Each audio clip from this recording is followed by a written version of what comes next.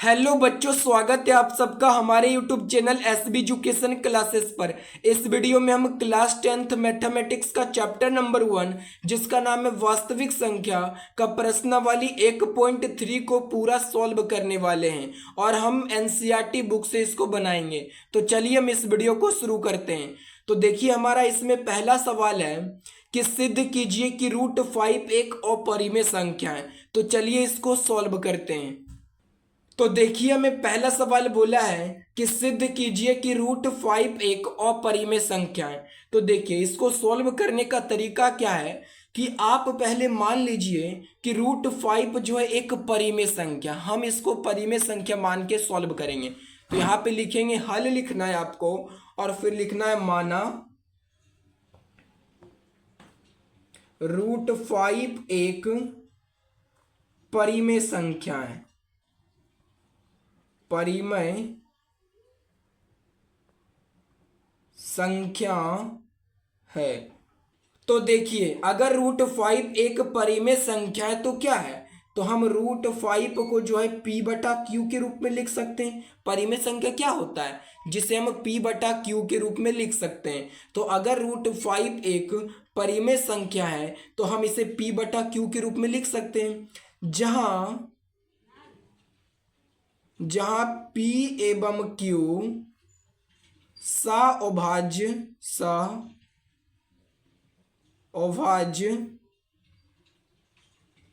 संख्या है। जहां p एवं q क्या है, तो अभाज्य संख्या है। अभाज्य संख्या क्या होता है, यानी कि जिसका HCF क्या हो, एक आए। तो अगर हम p और q का HCF निकालेंगे तो एक आएगा, यानी कि जिसका अगर हम गुणनखंड करेंगे तो उसमें जो है कोई भी कॉमन चीज नहीं मिलेगा। तो यही होता है। अब देखिए, हम क्या लिखेंगे, यहाँ पे आगे लिखना है कि दोनों तरफ वर्ग करने पर, इधर भी वर्ग करेंगे और इधर भी वर्ग करेंगे। तो लिखेंगे दोनों तरफ वर्ग करने पर वर्ग मतलब क्या होता है, यानी कि पावर 2, यानी कि स्क्वायर कर देना है। तो ये हो जाएगा बच्चों √5 का होल स्क्वायर बराबर p/q। इसका भी क्या हो जाएगा, होल स्क्वायर हो जाएगा।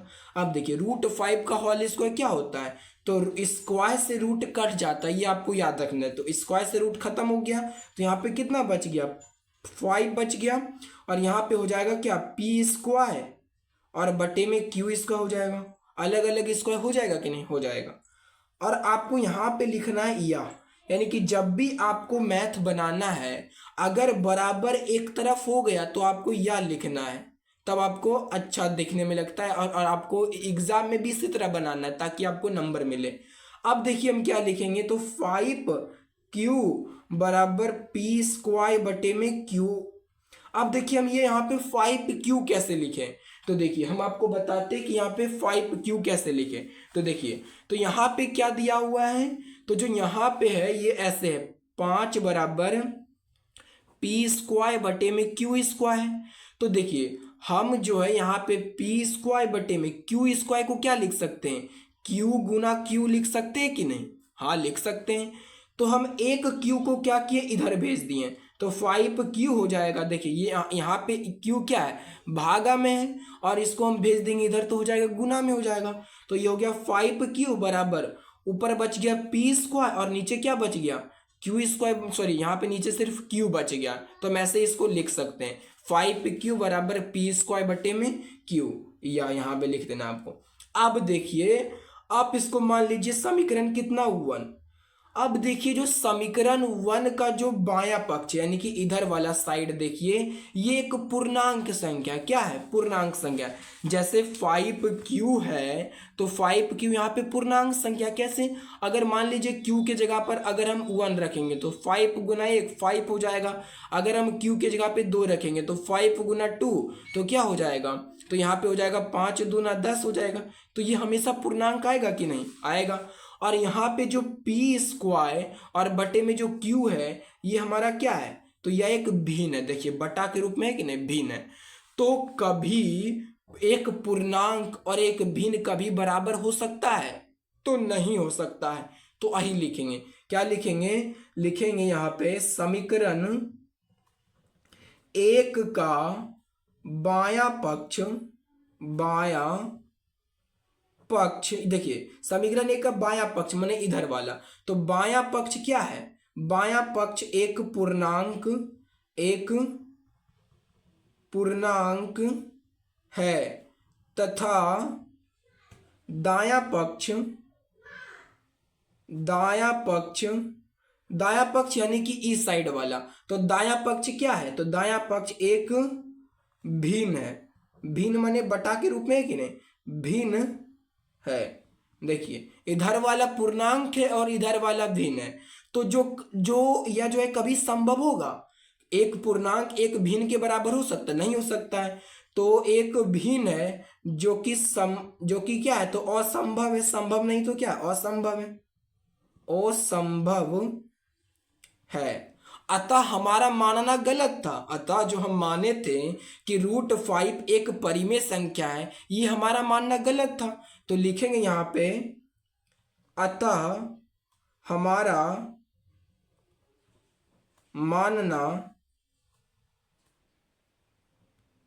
मानना गलत था, अतः हमारा मानना गलत था कि √5 एक परिमेय संख्या है, परिमेय संख्या है। अब देखिए जब √5 परिमेय संख्या नहीं है तो क्या होगा, तो अपरिमेय संख्या है। तो देखिए हम यहाँ पे क्या लिखे, तो अतः हमारा मानना गलत था कि √5 एक परिमेय संख्या है, तो यहाँ पे लिखेंगे इसलिए √5 एक अपरिमेय संख्या है, अपरिमेय संख्या है। तो देखिए आई हो जाएगा प्रूव्ड। देखिए मैंने इसको कितना सिंपल में प्रूव्ड करके आपको दिखा दिया। अब देखिए क्वेश्चन नंबर 2 है कि सिद्ध कीजिए कि 3 में 2√5 एक अपरिमेय संख्या है। तो हम यहां भी उसी तरह मान लेंगे पहले कि 3 में 2√5 एक परिमेय संख्या है। तो लिखेंगे यहां पे हल, और फिर आपको लिखना है माना 3 + 2√5 एक परिमेय संख्या है, परिमेय संख्या है। तो देखिए हम यहाँ पे मान लेंगे कि 3 में 2√5 क्या है, तो एक परिमेय संख्या है। तो अगर ये जो है 3 में 2√5 अगर ये परिमेय संख्या है, तो हम इसको क्या कर सकते हैं, P/Q के रूप में लिख सकते हैं कि नहीं, परिमेय संख्या ही होता है जिसको P/Q के रूप में लिख सकते हैं। अब देखिए अब हमें यहां पे लिखना है जहां P एवं Q क्या है, तो जहां P एवं Q सअभाज्य संख्या है, सअभाज्य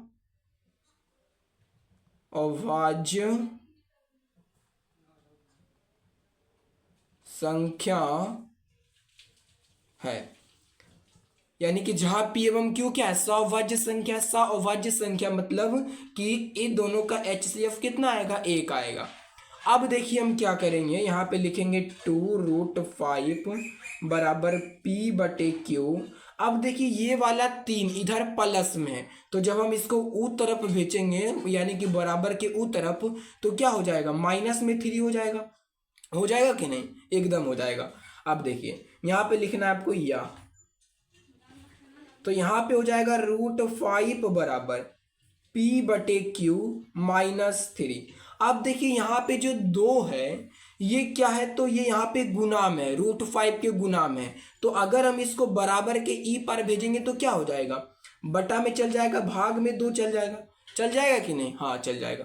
अब क्या कीजिए, इसको समीकरण 1 मान लीजिए। अब देखिए जो समीकरण 1 है इसका इसका जो बायां पक्ष है वो क्या है, तो बायां पक्ष √5 जो कि क्या है, अपरिमेय संख्या है। और जो समीकरण इसका एक का जो दायां पक्ष है ये वाला साइड, ये एक परिमेय संख्या है। तो एक परिमेय और एक अपरिमेय संख्या कभी बराबर हो सकता है? नहीं हो सकता है। तो लिखेंगे हम यहाँ पे भाई कि समीकरण एक का बायां पक्ष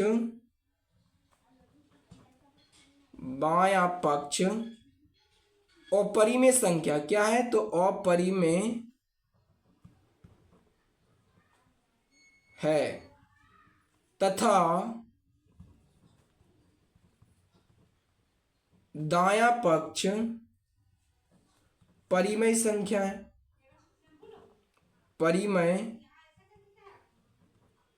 संख्या है। देखिए दोस्तों कि समीकरण एक का बायां पक्ष क्या है, तो अपरिमेय संख्या है तथा दायां पक्ष क्या है, तो परिमेय संख्या है, जो कि संभव नहीं है। यानी कि कभी अपरिमेय कभी परिमेय के बराबर नहीं हो सकता है, जो कि असंभव है। क्या है, तो असंभव है। तो लिखेंगे हम यहाँ पे अंत में, अतः हमारा मानना गलत था, हमारा मानना गलत था कि क्या लिखेंगे, अतः हमारा मानना गलत था कि 3+ में 2√5 एक परिमेय संख्या है। और जब ये हम मान लिए कि ये जो है गलत है कि ये वाला परिमेय संख्या नहीं है, तो जब ये परिमेय नहीं तो क्या होगा, अपरिमेय संख्या होगा। तो इसलिए लिखेंगे, इसीलिए 3+ में 2√5 एक अपरिमेय संख्या, एक अपरिमेय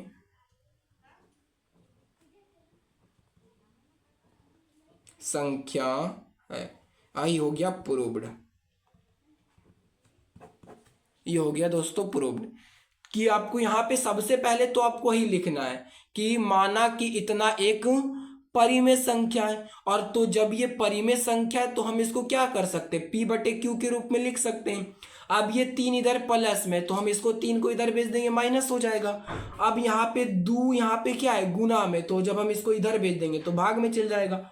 अब समीकरण एक का बायां पक्ष एक अपरिमेय संख्या, √5 क्या होता है, अपरिमेय, और ये वाला देखिए बटा के रूप में, यानी कि ये वाला क्या है, तो परिमेय संख्या है, जो कि असंभव है। यानी कि एक अपरिमेय और एक परिमेय संख्या कभी भी आपस में बराबर नहीं हो सकता है।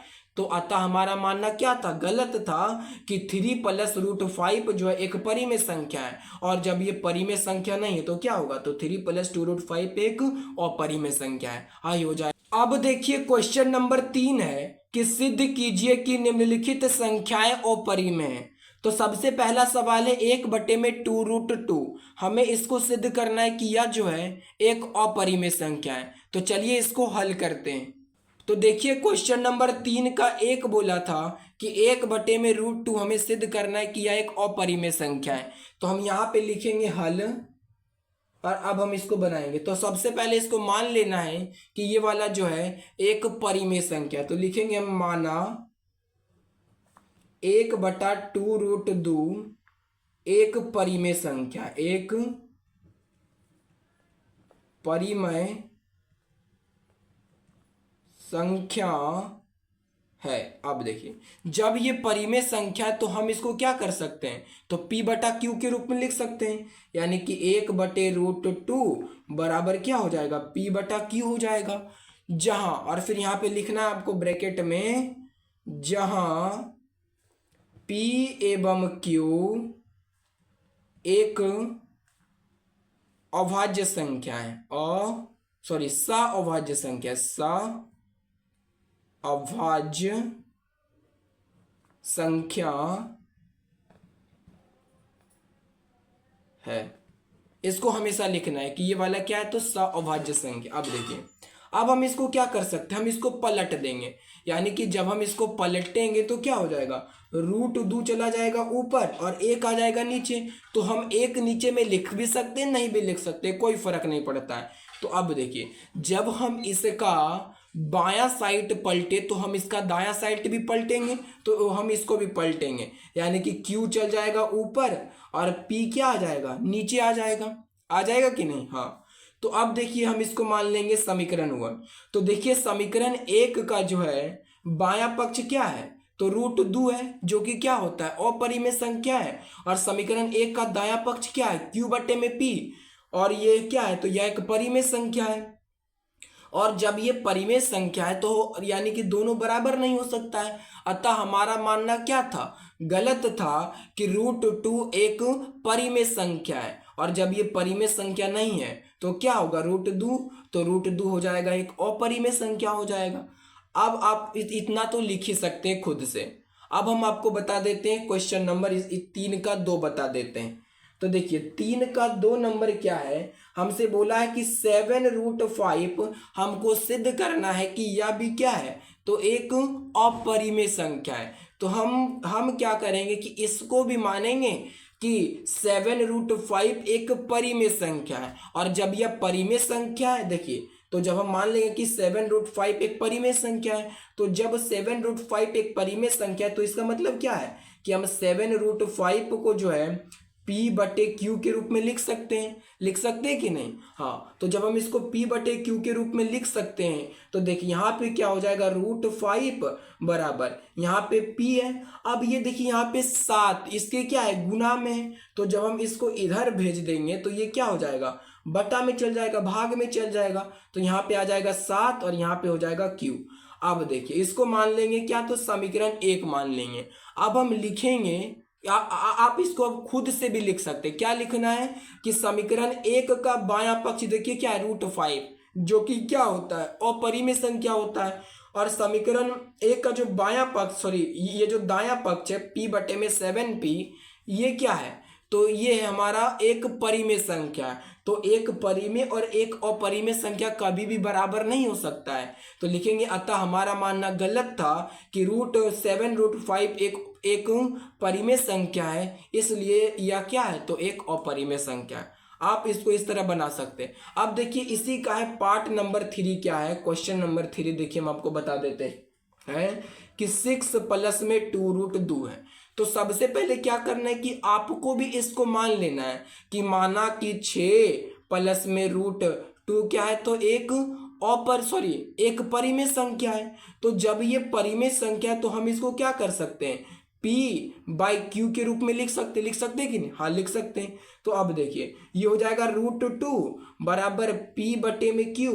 अब देखिए यहाँ पे ये क्या है, प्लस में 6, तो जब हम इस 6 को उधर भेजेंगे तो हो जाएगा माइनस में 6 हो जाएगा। अब देखिए इसको मान लेना है आपको समीकरण 1, फिर लिखना है कि समीकरण 1 का ये जो बायां पक्ष है, ये बायां पक्ष √2 है। √2 क्या है, तो अपरिमेय संख्या है। और इसका जो दायां पक्ष है ये है हमारा क्या, तो परिमेय संख्या है। तो कभी भी परिमेय और अपरिमेय जो है आपस में बराबर होगा, नहीं होगा। तो लिखेंगे जो कि असंभव है। अतः हमारा मानना गलत था कि 6 प्लस में √2 एक परिमेय संख्या है, इसलिए 6 प्लस में √2 क्या है, तो अपरिमेय संख्या है। तो आपको जब भी कोई सवाल आए प्रूव्ड करने वाला कि सिद्ध करे कि यह एक अपरिमेय संख्या है, तो इसी तरह आपको सिद्ध करना है। तो ये था, मैंने आपको पूरा एक्सरसाइज 1.3 जो है पूरा करा दिया। अगर आपको ये वीडियो अच्छा लगा है तो वीडियो को लाइक, सब्सक्राइब और इसे अपने दोस्तों में जरूर शेयर करें। धन्यवाद।